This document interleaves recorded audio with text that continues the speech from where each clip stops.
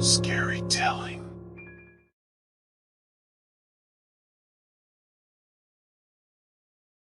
I didn't run when I saw him. Maybe it was because I was too shocked to move.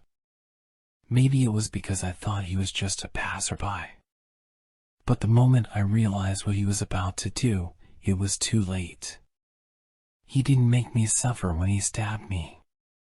He didn't hesitate or show any signs of remorse. It was as if he had done it a million times before. The pain was intense, but it only lasted for a few seconds. After that, everything went dark. I woke up in a strange place. It was a small room with concrete walls, dimly lit by a single flickering light bulb. There were no windows or doors, except for the one that led to the hallway. I tried to get up, but my body felt heavy and numb. I looked down at my chest and saw a bandage covering the wound where the man had stabbed me. It was clean and neatly done, like it had been stitched up by a professional. I started to panic. Where was I? Who had brought me here? And why was I still alive? I tried to get up again, but my legs gave out and I fell back onto the bed. That's when I noticed the note on the bedside table. It read, "Don't try to leave. You're safe here." Safe? I scoffed at the idea. How could I be safe when I had just been stabbed? But as I looked around the room, I realized that the note might be true. There were blankets and pillows on the bed, a small fridge and microwave in the corner, and even a TV mounted on the wall. It was like a cheap motel room, but without any windows. I stayed in that room for days. There was no clock or calendar, so I couldn't tell how much time had passed. But I knew it had been at least a week when the man finally came to visit me. He didn't say anything at first. He just stood there, staring at me with his cold, dead eyes. I tried to scream, but my throat was dry and scratchy. Finally, he spoke. "I didn't expect you to survive," he said in a low, monotone voice. "But I'm glad you did. You're a fighter. I like that." I didn't know what to say. I just stared at him, feeling a mix of fear and anger. "You're probably wondering why I did this," he continued. "It's simple. I needed a victim. And you were the perfect one." I still didn't understand. Why me? What did he want from me? He must have seen the confusion on my face, because he sighed and sat down on the bed next to me. "You see, I have a condition," he said. "I don't feel anything. No joy, no sadness, no fear. But I crave it. I crave the feeling of being alive. And the only way I can experience that is by inflicting pain on others." I felt sick to my stomach. This man was a monster. "But you're different," he said, looking at me with an almost affectionate expression. "You didn't run. You didn't scream. You didn't even beg for mercy. You were brave.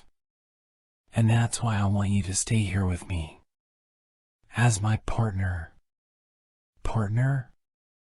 Was he insane? "I can give you everything you need," he said.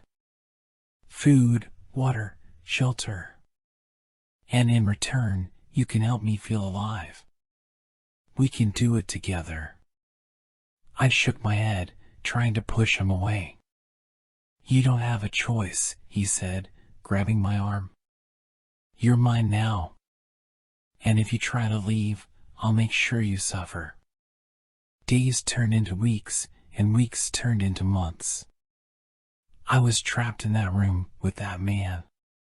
He would come and go, sometimes bringing me food or books to read, other times just staring at me in silence. I tried to find a way out, but there was no escape. The door was always locked, and there were no windows to break. One day, the man came back with a surprise. He had brought another victim. A young woman, just like me. He threw her into the room and locked the door, leaving the two of us alone. At first, I was afraid. I didn't know what he expected us to do. But as the days went by, the woman and I started to talk. We shared stories and hopes, and we found comfort in each other's company. Then, one day, we heard a noise outside the door. It was faint at first, but it grew louder and louder. And then, there was a voice. "Police! Open up!" The man panicked. He tried to hide us, but it was too late. The police kicked down the door and rushed in, guns drawn. They found us, huddled together on the bed, and they took us to safety. It took me months to recover from the trauma. But eventually, I started to feel like myself again. I went back to my life, my family, my friends. But I never forgot what had happened to me.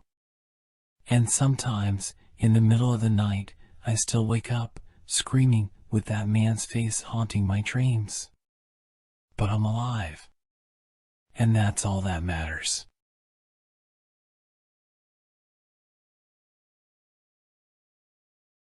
I was sitting on my bed, scrolling through my phone when I noticed something strange. In my contacts list, there was a number I didn't recognize. Normally, I wouldn't have thought much of it. I assumed it was just a wrong number or someone I had met briefly and forgotten about. But then I noticed the name attached to the number, my own. I quickly checked my call log and saw that there was an outgoing call to that number from my phone.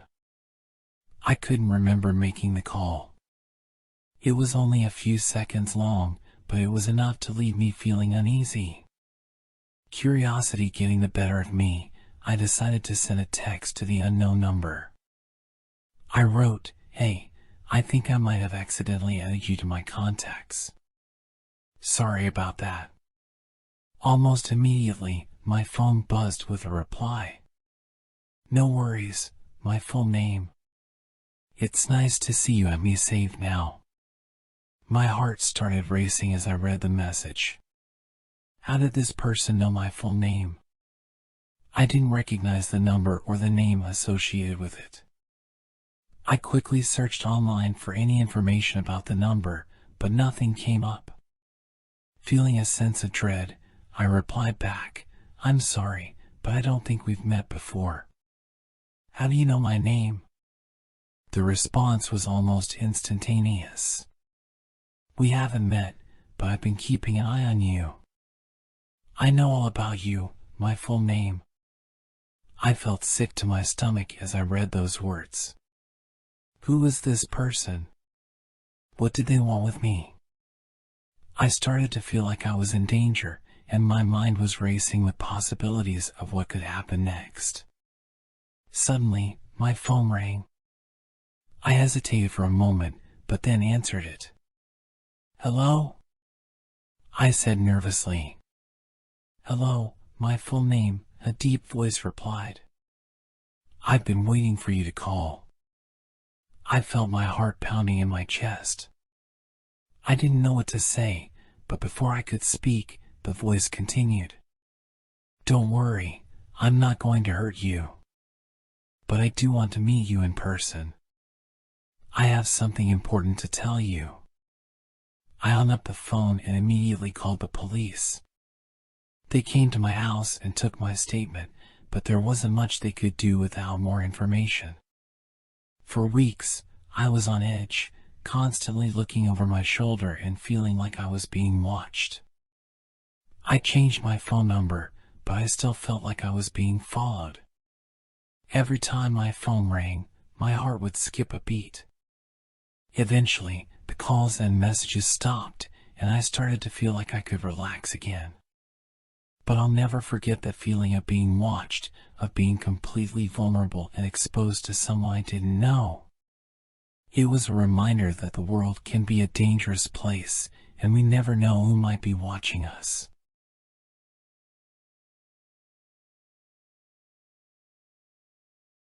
I thought Tom was having a seizure or a heart attack. But then, his eyes met mine, and I saw something I'd never seen before, sheer terror. "Help me," he whispered, his voice ragged and weak. I was already on the phone with 911, telling the operator that my friend was dying, and we needed an ambulance ASAP. But the blood, oh, the blood. It kept crawling up my leg, inching higher and higher, almost like a living creature.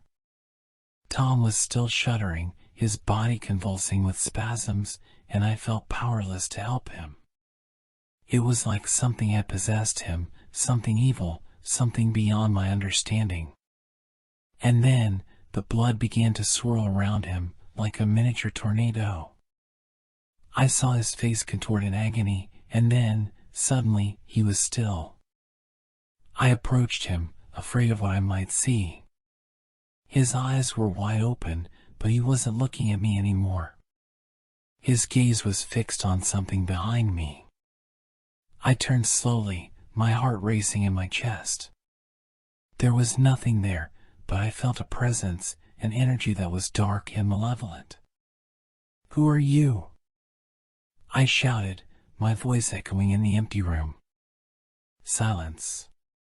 Then, a voice, so low and guttural that it sounded like it was coming from deep within the earth. "We are the cursed. We have claimed your friend's soul, and now we shall claim yours." I felt a cold hand on my shoulder, and I spun around, ready to fight. But there was no one there, just the empty room and the swirling blood. I knew then that I was in trouble, that I was facing something that was beyond my comprehension. I ran, as fast as I could, through the empty halls, trying to find an exit, trying to escape. But there was no escape. The blood was everywhere, coating the walls, the floor, the ceiling. And the voices, so many voices, whispering in my ear, promising me pain and suffering. I fell to my knees, gasping for air. It was like I was drowning in the blood, and there was no one there to save me. I thought of Tom, and I knew then that I had failed him, that I had let him down. But then, a hand reached out to me, a warm, comforting hand. It was Tom, and he was smiling. "Come with me," he said, and I knew then that I had to follow him, wherever he went. We walked through the swirling blood, and the voices grew louder, more insistent. But I didn't care. I was with Tom, and that was all that mattered. And then, suddenly, there was light. We emerged from the blood, and I saw that we were on a mountaintop, overlooking a valley of green fields and crystal clear waters. "Welcome to heaven," Tom said, and I realized then that he had saved me, that he had led me to safety. I turned to thank him, but he was gone. I was alone, but I wasn't afraid anymore. I had survived the curse, and I knew then that I was stronger than I ever thought possible.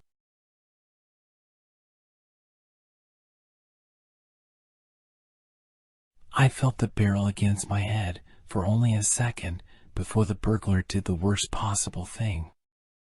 He didn't pull the trigger. I had been home alone when I heard the noise. It was late at night, and I was just getting ready for bed when I heard a faint tapping sound. At first, I thought it was just my imagination, but then I heard it again. It was coming from the front door. I tiptoed down the hallway, trying not to make any noise. I peered through the peephole and saw a shadowy figure standing on my doorstep. I froze. What should I do?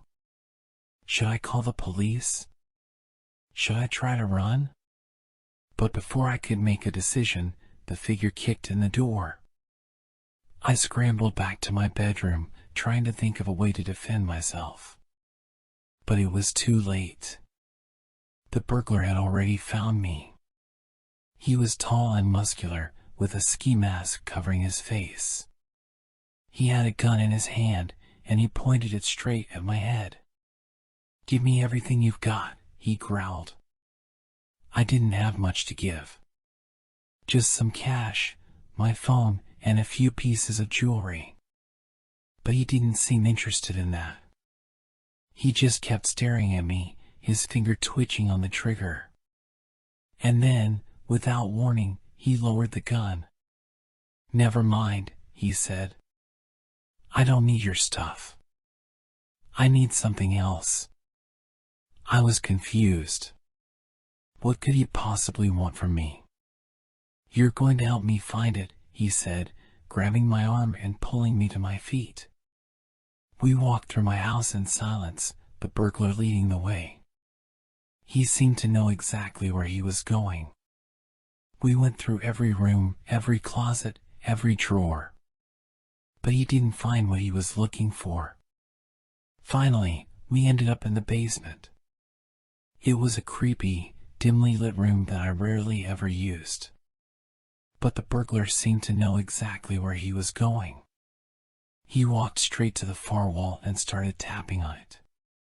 "What are you doing?" I asked, my heart pounding in my chest. "There's something behind here," he said, pulling out a crowbar from his bag. He started to pry at the wall, chipping away at the cement until he had made a hole big enough to crawl through. "Come on," he said, gesturing for me to follow him. I didn't want to go. I wanted to run, to call the police, to do anything to get away from this crazy man. But something compelled me to follow him. Maybe it was curiosity. Maybe it was fear. The hole led to a narrow tunnel, just big enough for us to crawl through. It was dark and musty, with the sound of dripping water echoing through the walls. We crawled for what felt like hours, the burglar leading the way with a flashlight. Finally, we reached the end of the tunnel. It opened up into a small chamber, with a stone altar in the center. On top of the altar was a book, bound in old leather with strange symbols etched into the cover. "This is it," the burglar said, reaching for the book. But as soon as he touched it, something strange happened. The walls started to shake, and a deep rumbling sound filled the air. The burglar tried to grab the book, but it seemed to be stuck to the altar. He pulled harder and harder, but it wouldn't budge. And then, suddenly, the room started to fill with a blinding light. I shielded my eyes, but I could still see the silhouette of the burglar, his body convulsing in agony. And then, just as quickly as it had started, the light disappeared. When I opened my eyes again, the burglar was gone. The book was still on the altar, but it was open now. I walked over to it and saw that the strange symbols on the cover had come alive. They were moving, twisting, and turning like living creatures. And then I heard a voice, whispering in my ear. It was a voice I had never heard before, but it was ancient and powerful. "Take the book," the voice said. "It is yours now. Use it wisely." I didn't know what to do. I was scared and confused, but something inside me told me to take the book. I reached for it, my fingers shaking, and pulled it towards me. And that's when I realized that the burglar hadn't left. He had just changed. He was no longer human. He was something else entirely, something that had been trapped in the book for centuries.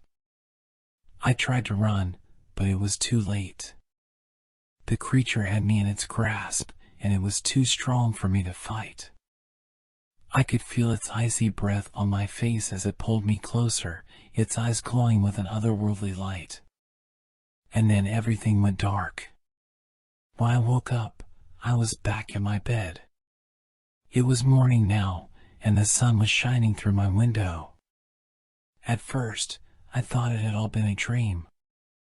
But when I looked down at my hand, I saw that I was clutching the book. I knew then that I had been chosen. Chosen to use the book's power for good, to protect the world from the darkness that lay just beyond our vision. But I also knew that I was never alone. The creature was still out there, waiting for its chance to escape the book once again. And when it did, I would be ready.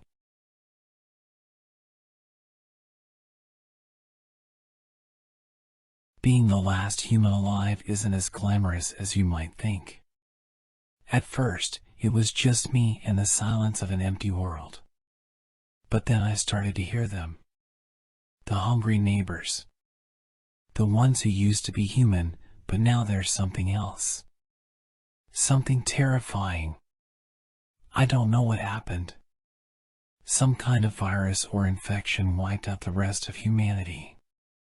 But for some reason, I was immune.